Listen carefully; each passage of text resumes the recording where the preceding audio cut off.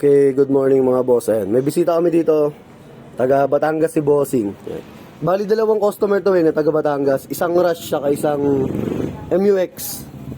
Ayan, nagkabit kami ng roof rail para sa Isuzu MUX. Ayan. Yung sa 2023 model, hindi ganito yung crossbar niya. Sa mga magtatanong po, marami nagtanong sa amin nun eh. Pero meron kaming ginagamit na crossbar para doon. So, ganda ng MUX ni boss, oh. Ayan, naka-lift. Solid, oh. Ayan. Isuzu MUX. Si boss, ano eh. OEM yan, plug and play. Pang MUX talaga yan. Hindi siya universal. Tapos ayun si boss.